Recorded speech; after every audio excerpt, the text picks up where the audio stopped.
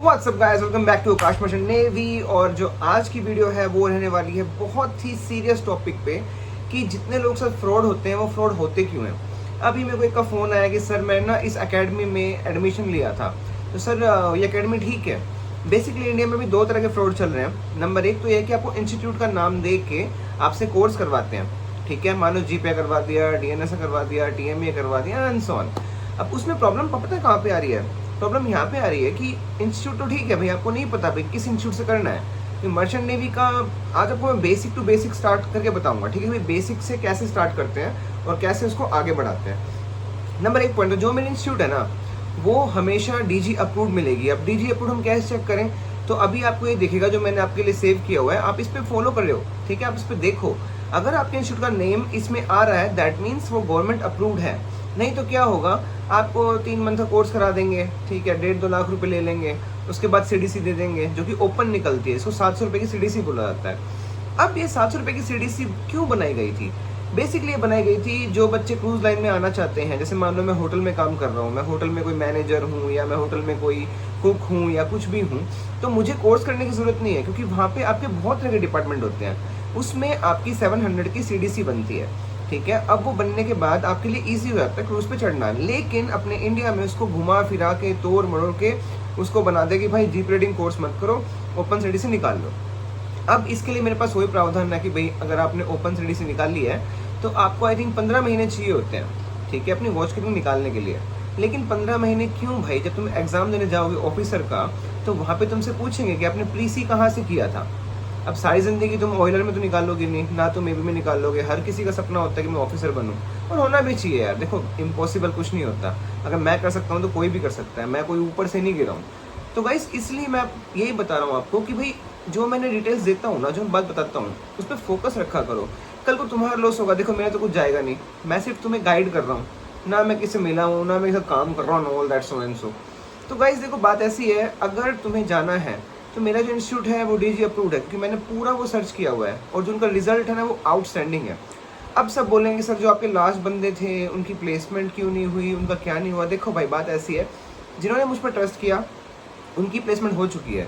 मैं 3.5 में काम करवाता हूँ सारा, तुम्हारा कोर्स भी कराता हूँ और तुम्हारी ज्वाइनिंग भी कराता हूँ। अब वो किस लिए कराता हूँ? तुम्हारा बजट में रहे, ठीक है। अब मैं कह दूँ नहीं 5 लाख दो, 7 लाख दो, 8 लाख, पहली बात तो मैं कोई एजेंट नहीं हूँ, मैंने तुम्हें बताया था। मैं सिर्फ तुम्हारी हेल्प करने के लिए चैनल बना रखा है मैंने, ठीक है। तुम ये सोचो कि मैं इससे ही अर्निंग कर रहा हूँ and all that, trust me guys, मुझे ऐसी कोई ज़रूरत नहीं है। ये सिर्फ इसलिए कि तुम्हें सही डायरेक्शन मिले। अब मेरे पास कॉल आ रहे हैं सर आप उनको जानते हो, आप इनको जानते हो। भाई मैं किसी को क्यों जानूँ? मेरा काम मेरे से लेगा, उनका काम मुझसे लेगा। वो चीफ इंजीनियर होंगे अपने घर पे होंगे, मैं चीफ इंजीनियर हूँ मेरे घर पे हूँ, सो व्हाट? उसमें इशू क्या है? देखो चीफ इंजीनियर बन गए हैं वो अलग बात है भाई, मेहनत करी तो बन गए, ठीक है। समुद्र में टाइम निकालना, इतना सी टाइम निकालना, फैमिली को छोड़ना इतना ईजी नहीं होता है। लेकिन वही बात है, अगर मैं क्यों इस लाइन को प्रेफर करता हूँ, एक तो मेरे यहाँ पे खर्चा कुछ नहीं है, ठीक है। मेरी फ्लाइट है, मैं दोबारा यूएस से जा रहा हूँ, दोबारा मैं क्रूज शिप ज्वाइन कर रहा हूँ, उसकी सारी मेरी फ्लाइट और सारा उनका होटल सब कुछ उन्होंने ऑलरेडी बुक किया हुआ है। मुझे ना तो खाने का पैसा देना है ना रहने का देना है, सारी मेरी सैलरी सेविंग हो रही है। 6 मंथ अगर मैं यहाँ पे रहूँ तो मेरा कितना खर्चा होगा? इसके लिए अपने आप को एक जज करने के लिए मैंने इस फील्ड को चुना था। लेकिन वही बात है कि गाइस अगेन देखो, अगर तुम जा रहे हो इंस्टीट्यूट में ना, तो जो मैंने ट्रैक दिया है इन इंस्टीट्यूट को चेक करो। ये इंस्टीट्यूट तुम्हारी प्रॉपर डीजी अप्रूव्ड है क्योंकि उसमें हर इंस्टीट्यूट का चेंज होता रहता है। भाई डीजी का सर्कुलर क्या है? डीजी अपनी गवर्नमेंट ऑफ इंडिया है, ठीक है। जो हमारे डॉक्यूमेंट बनते हैं वो गवर्नमेंट ऑफ इंडिया से बनते हैं और वो ही वैलिड होते हैं।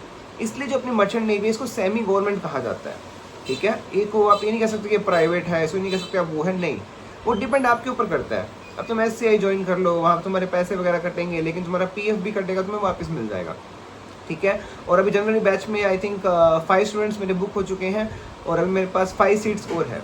तो अगर आपको आना है तो इसमें गाइस मुझे आपकी 10th की मार्कशीट चाहिए, 12th की मार्कशीट चाहिए, आपका पासपोर्ट सबसे इम्पोर्टेंट है, और आपका कलर ब्लाइंडनेस आप लोकल आई सेंटर से करवा लो, मुझे कोई इशू नहीं है। लेकिन वो नेगेटिव आना चाहिए, वो पॉजिटिव आएगा। मतलब क्या होता है कलर ब्लाइंडनेस का कि भाई आपको ग्रीन कलर नहीं दिख रहा, आपको ग्रीन की जगह वो रेड दिख रहा है और रेड की जगह आपको ब्लू दिख रहा है। तो उसमें क्या होता है, अगर आप मान लो नेविगेशन में जाते हो, डेक पे जाते हो, तो उसमें जो आपकी लाइनिंग होती है वो सारी ग्रीन होती है। भाई कौन सा शिप आ रहा है, किस स्पीड से आ रहा है। अब आपको कलर ही समझ में नहीं आएगा तो आप बोलोगे रेड कलर है। इसके लिए कलर ब्लाइंडनेस इंपॉर्टेंट किया हुआ है। तो जो मेरे थ्रू बच्चे जा रहे हैं, मैं सबको कह रहा हूँ कि आप मेरे पास आने से पहले अपना कलर ब्लाइंडनेस जरूर चेक करो।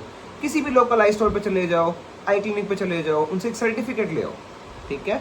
अगेन 10th की मार्कशीट, 12th की मार्कशीट, पासपोर्ट, कलर ब्लाइंडनेस सारा मुझे क्लियर चाहिए तो ही मैं आपको ले सकता हूँ। सेकंड आ गई एज रिलैक्सेशन की बात। जो एज रिलैक्सेशन है ना वो 2 तरह का होता है। नंबर 1 तो भाई अगर मान लो आपने 12th के बाद कोई डिग्री की है, आप डिग्री होल्डर हो, तो उसमें आपको 5 साल का रिलैक्सेशन मिलता है। नॉर्मल हमारी एज होती है 17.5 से 25 की। अगर आपके पास डिग्री है तो आपको 5 ईयर्स की और मिल जाती है। अगर आपके पास मान लो SC/ST से आप बिलोंग करते हो तो आपको मोर 5 ईयर्स मिल जाते हैं। अभी एक बच्चा मेरे पास आया, बोला कि सर मेरी कलर ब्लाइंडनेस की रिपोर्ट है ना वो गलत आ रही है, मतलब उसमें मेरा ये बता रहा है कि आपको है कलर ब्लाइंडनेस। तो मैंने स्ट्रेट अवे मना कर दिया कि मैं नहीं ले सकता हूँ, क्योंकि जो रूल्स जो गाइडलाइंस DG के हैं वो हमें फॉलो करने पड़ते हैं बड़े स्ट्रिक्टली। अगर हम नहीं करेंगे तो फ्यूचर आपका ख़राब होगा।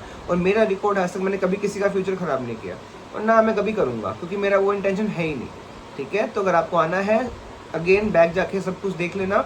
और guys make sure open CDC से बच के रहना। इंस्टीट्यूट चेक करो DG अप्रूव्ड है कि नहीं है, सर्कुलर में है कि नहीं है। अगर नहीं होगी तुम्हारे पैसे जाएंगे, तुम्हारे माँ फिर तुम्हें गाली देंगे, फिर ये मत कहना कि नहीं सर आपने तो ये बात बताई नहीं थी, ठीक है। तो चलो इतनी वीडियो है, उसके बाद आप सर्च करो और आपके जो भी कमेंट्स हैं मुझे डाला करो। आपके कमेंट्स के बेस पे ही मैं वीडियो बनाता हूँ।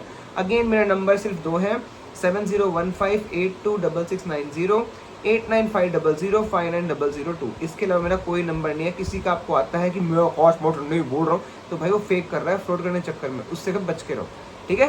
तो चलो मिलते हैं अगली वीडियो में। Thank you so much, I love you all, take care, see you.